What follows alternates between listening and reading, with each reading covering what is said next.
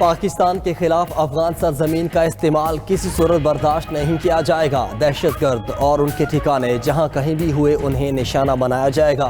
Field marshal Syed Asim Munir کی راولپنڈی میں اہل تشیع علماء کرام سے ملاقات میں گفتگو۔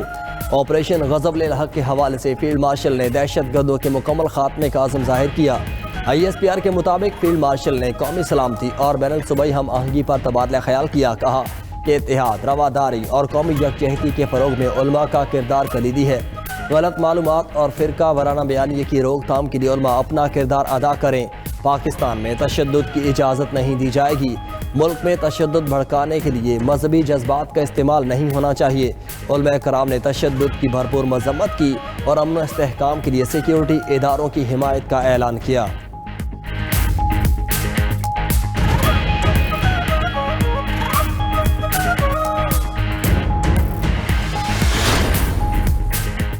پاکستان کا آپریشن غضب للحق میں عارضی وقفے کا اعلان۔ عید الفطر کے احترام اور برادر اسلامی ممالک کی درخواست پر فیصلہ کیا گیا۔ وزیر اطلاعات عطا تارڑ کا کہنا ہے کہ سعودی عرب، قطر اور ترکی نے آپریشن روکنے کی درخواست کی۔ آپریشن آج رات سے 23-24 مارچ کی رات تک روک دیا گیا۔ پاکستان کا فیصلہ نیک نیتی پر مبنی ہے۔ ادھر سعودی عرب اور قطر کا پاکستان کی جانب سے افغانستان میں دہشت گردوں کے خلاف آپریشن غضب للحق روکنے کا خیر مقدم۔ سعودی وزارت خارجہ نے عارضی جنگ بندی کو امن کی جانب اہم پیش رفت قرار دیا۔ کہا کہ سعودی عرب، قطر اور ترکیہ کی اپیلوں پر جنگ بندی خوشائن ہے۔ قطر نے کہا کہ عارضی جنگ بندی پائیدار جنگ بندی معاہدے کی راہ ہموار کرے گی۔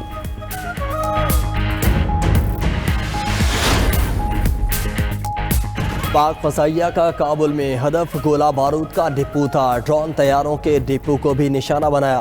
حملے کے بعد بارود کے دھماکوں کو پوری دنیا نے دیکھا۔ DG ISPR lieutenant general Ahmed Sharif Chaudhry کا کہنا ہے حملے میں سویلین ہلاکتوں کا پروپیگنڈا جھوٹ ہے۔ افغان طالبان رجیم کے زیادہ تر جنگجو وردی نہیں سویلین لباس پہنتے ہیں۔ طالبان منشیات کے عادی افراد کو خودکش حملوں کے لیے استعمال کرتے ہیں۔ فوٹیج موجود ہے۔ ہم نے ایمونیشن ڈپو کو نشانہ بنایا۔ پاکستان کے خلاف استعمال ہونے والے ڈرون بھارت افغان طالبان کو دے رہا ہے۔ افغان طالبان رجیم کی دنیا میں کون گارنٹی دے سکتا ہے؟ افغان طالبان کو دہشت گردی کی سہولت کاری کی قیمت ادا کرنی ہوگی۔ آپریشن غضب للحق میں افغان طالبان رجیم اور خوارج کے 707 کارندے مارے جا چکے، 938 سے زائد زخمی ہیں، 44 پوسٹوں پر قبضہ کر لیا، 250 سے زائد پوسٹوں کو تباہ کر دیا۔ اسرائیل کا ایران میں دنیا کی سب سے بڑی گیس فیلڈ پر حملہ۔ اسرائیلی حملوں کے بعد جنوبی پارس گیس پلانٹ میں خوفناک آگ لگ گئی۔ بشہر میں ایرانی گیس انفراسٹرکچر کو شدید نقصان پہنچا۔ دوسری جانب پارس گیس فیلڈ پر اسرائیلی حملے کے بعد ایران کے جوابی حملے، خلیج میں توانائی تنصیبات پر میزائل داغ دیے، گیس و تیل مراکز متاثر۔ ایران کا سعودی دارالحکومت ریاض میں آئل تنصیبات اور فوجی اڈوں پر ڈرون اور میزائل سے حملہ۔ سعودی عرب کی ایئر ڈیفنس سسٹم نے متعدد ڈرونز کو فضا میں ہی تباہ کر دیا۔ ریاض میں رہائشی مقام پر میزائل کا ملبہ کرنے سے 4 افراد زخمی۔ ایران کا سعودی عرب کی سامرف ریفائنری اور جبیل پیٹروکیمیکل کمپلیکس کو نشانہ بنانے کا اعلان۔ متحدہ عرب امارات کی الحسن گیس فیلڈ اور قطر کی راس لفان ریفائنری اور مسیب پیٹروکیمیکل کمپلیکس کو بھی نشانہ بنانے پر رکھ لیا۔ راس الفان صنعتی شہر پر حملے کے بعد تنصیب میں آگ بھڑک اٹھی، شدید نقصان پہنچا۔ حملے کے بعد LNG سپلائی متاثر ہونے کا خدشہ۔ بغداد ایئرپورٹ کے قریب امریکی سفارتی مرکز پر راکٹ حملہ۔ عراق کی کرکوک ایئر بیس پر بھی میزائل حملہ۔ بحرین میں بھی خطرے کے سائرن بجنے لگے۔ ادھر قطر نے ایرانی سفارت خانے کے ملٹری اتاشی اور عملے کو ناپسندیدہ قرار دے دیا۔ ایرانی سفارت خانے کے عملے کو 24 گھنٹے میں قطر چھوڑنے کا حکم۔ کویت میں حزب اللہ سے تعلق رکھنے والے 10 افراد کو گرفتار کر لیا گیا۔ ضرورت پڑی تو فوجی کارروائی کا حق محفوظ رکھتے ہیں، سعودی عرب کا ایران کو انتباہ۔ سعودی وزیر خارجہ فیصل بن فرحان نے کہا ایران مسلسل شہری مقامات کو نشانہ بنا رہا ہے۔ ایران کے اپنے ہمسایہ ممالک پر حملوں کے نتائج ہوں گے۔ یہ اقدامات تہران کو مزید تنہائی کی طرف دھکیل رہے ہیں۔ ایران کو اپنے غلط اندازوں کا جائزہ لینا چاہیے۔ پڑوسی ممالک پر حملوں سے ایران کچھ حاصل نہیں کر سکے گا۔ توانائی کی تنصیبات پر حملوں سے عالمی معیشت متاثر ہوگی۔ ایران اپنے پڑوسیوں کے ساتھ بات چیت پر یقین نہیں رکھتا۔ ایران پڑوسیوں پر دباؤ ڈالنے کی کوشش کر رہا ہے۔ سعودی عرب کسی بھی قسم کے دباؤ کے سامنے نہیں جھکے گا۔ حملے رکوانے کے لیے تمام سیاسی، معاشی اور سفارتی ذرائع استعمال کریں گے۔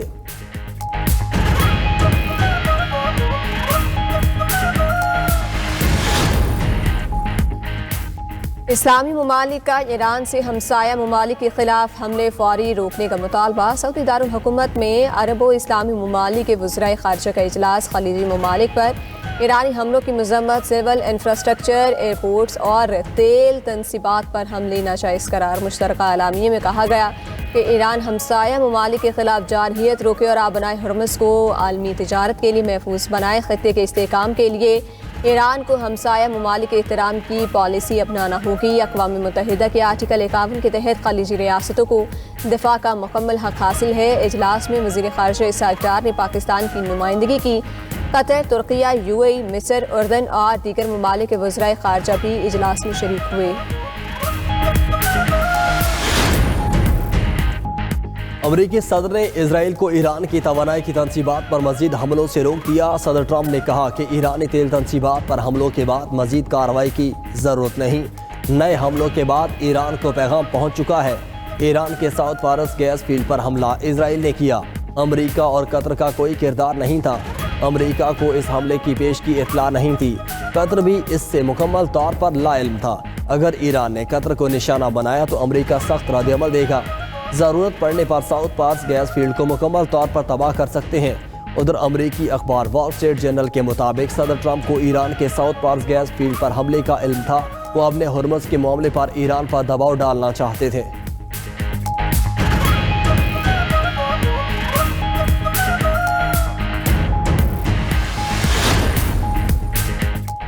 ایران نے اسرائیل پر نئے میزائلوں کی بارش کر دی۔ میزائل دھماکوں سے اسرائیلی دارالحکومت تل ابیب لرز اٹھا۔ وسطی اسرائیل میں دھماکوں کی آوازیں۔ ایران نے اسرائیل پر کلسٹر میزائلوں کا استعمال کیا۔ تل ابیب میں بن گوریون ایئرپورٹ پر بھی ایران کا میزائل حملہ۔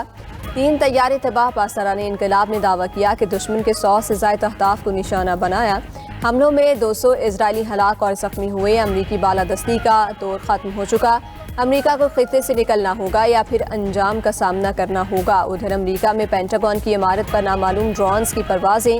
خبر ایجنسی کے مطابق امریکی وزیر خارجہ اور وزیر جنگ کی رہائش گاہ کے قریب ڈرونز دیکھے گئے۔ امریکہ کے متعدد فوجی اڈوں پر لاک ڈاؤن کر دیا گیا۔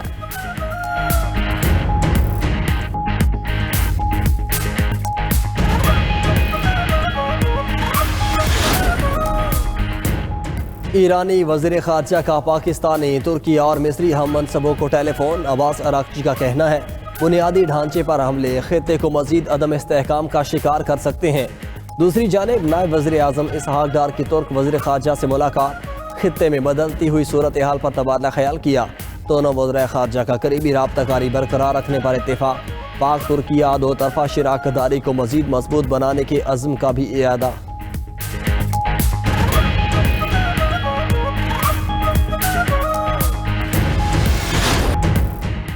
کراچی میں طوفانی بارش سے تباہی، دیواریں، چھتیں گرنے سمیت مختلف حادثات۔ 19 افراد جاں بحق۔ مواج گھوٹ میں دیوار گرنے سے 13 افراد جاں بحق ہوئے۔ قائد آباد میں دیوار گرنے سے 2 افراد جان سے گئے۔ ڈاکس محمدی کالونی میں مکان کی چھت گر گئی۔ محمود آباد نمبر 5 میں گھر کی دیوار زمین بوس۔ تیز ہوا کے باعث درخت گرنے سے ٹریفک کی روانی شدید متاثر ہوئے۔ کلفٹن میں درخت گرنے سے 2 افراد زخمی۔ ٹیپو سلطان روڈ پر بل بورڈ گر گیا۔ مائیکولاچی روڈ پر پیڈسٹرین برج کا کچھ حصہ منہدم ہو گیا۔ ملیر میمن گھوٹ میں آسمانی بجلی گرنے سے ایک شخص لقمہ اجل بنا۔ کے الیکٹرک کے فیڈر سٹرپ ہونے سے کئی علاقے بجلی سے محروم ہو گئے۔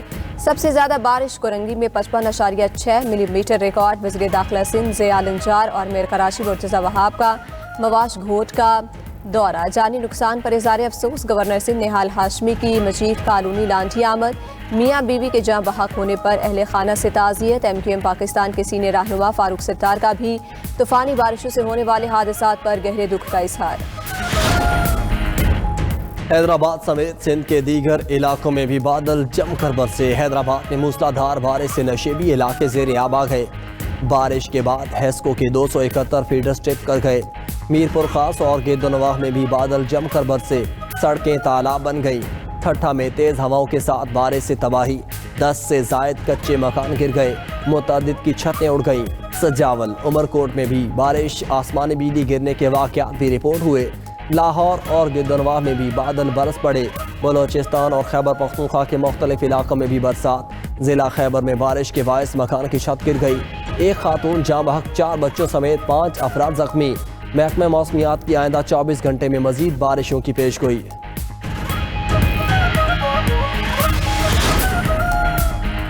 لاہور میں سڑکوں اور گلیوں کے پرانے نام بحال کرنے کا اصولی فیصلہ. نون لیگ کے صدر نواز شریف اور وزیر اعلیٰ پنجاب مریم نواز کی زیر صدارت اجلاس. یونیورسٹی کا درجہ پانے والے سرکاری کالجز کا پرانا نام بحال کیا جائے گا. اجلاس میں لاہور کی قدیمی اور تاریخی عمارتوں کی بحالی پروجیکٹس پر رپورٹ پیش. اجلاس میں ٹولنٹن مارکیٹ کے عقب میں کانوینٹ گارڈن بنانے کا فیصلہ. کانوینٹ گارڈن میں سیمی کارڈ ایریا اور شاپس بھی بنائی جائیں گی. بائک اور کاروں کے لیے 2 منزلہ انڈر گراؤنڈ پارکنگ تعمیر ہوگی. اجلاس میں لاہور کی 8 قدیمی اور تاریخی گزرگاہیں بحال کرنے کا فیصلہ.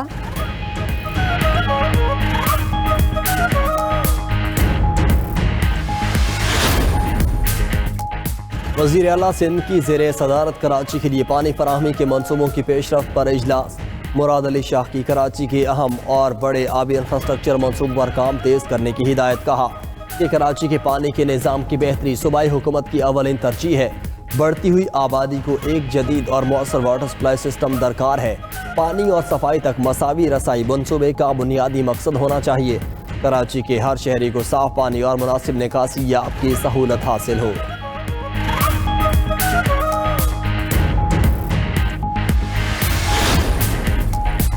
صدر مملکت کی عید الفطر اور یوم پاکستان پر قیدیوں کی سزاؤں میں کمی کی منظوری. صدر آصف علی زرداری نے متعدد قانون سازی کی منظوری بھی دی. اعزاز اسلم کی بطور رکن فیڈرل پبلک سروس کمیشن تقرری کی منظوری. اعلامیہ کے مطابق اعزاز اسلم ڈار کا تقرر بلوچستان کے کوٹے پر ہوگا. صدر مملکت نے associated press of Pakistan corporation ترمیمی بل کی منظوری دے دی. نیا Pakistan housing and development authority ترمیمی bill, Pakistan electronic media regulatory authority ترمیمی بل اور دانش یونیورسٹی اسلام آباد بل کی بھی منظوری دے دی.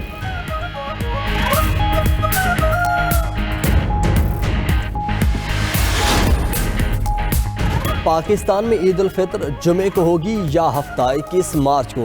شوال کا چاند دیکھنے کے لیے مرکزی رؤیت ہلال کمیٹی کا اجلاس آج ہوگا. پارکوں کے مطابق شوال کا نیا چاند صبح 6:23 پر پیدا ہوا. غروب آفتاب کے وقت چاند کی عمر تقریباً 12 گھنٹے 41 منٹ ہوگی. شام کو شوال کا چاند نظر آنے کے امکانات کم ہیں. متوقع طور پر عید الفطر ہفتہ 21 مارچ کو ہوگی.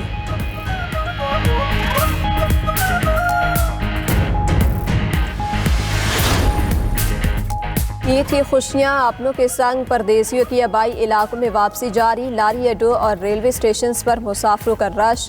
کوئی ٹکٹ نہ ملنے سے تو کوئی کرایہ بڑھنے سے پریشان. گھر پہنچنے کا مشن. شہری ٹکٹوں کے لیے لائنوں میں لگنے پر مجبور. پردیسیوں کا کہنا ہے کہ عید کی خوشیوں کا مزہ تو اپنوں کے ساتھ ہی آتا ہے.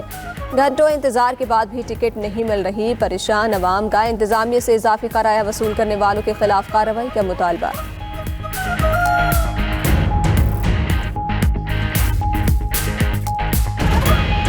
کرایہ نا بہت زیادہ کر دیا ان لوگوں نے عید کے موقع پہ. ان کو کرایہ کم کرنا چاہیے. لوگوں نے گھر کو جانا ہے تو جب یہ کرایے کی بات آتی ہے ڈبل سے ٹرپل لے رہے ہیں تو اسی حوالے سے گورنمنٹ کو چاہیے کہ مطلب اس حوالے سے کوئی نوٹس لے. میں ملتان عارف والا سے ملتان جا رہا ہوں تو تقریباً 950 روپے کرایہ لے رہے ہیں. 620 روپے کرایہ 950 روپے کرایہ لے رہے ہیں. تو برائے مہربانی اس کو کم کیا جائے. ٹرین کافی لیٹ ہو چکی ہے. یہی ہوتا ہے کہ عید کا تہوار ہوتا ہے جب گھر والوں کے ساتھ منانا ہوتا ہے، لیکن ٹرین لیٹ ہوئی پڑی، اس کی وجہ پرابلم پریشانیاں آ رہی ہیں. ظاہر سی بات ہے 1.5 گھنٹہ لیٹ ہے، ابھی بھی آئی نہیں ہے. تقریباً کہہ رہے ہیں کہ ابھی بھی آدھا گھنٹہ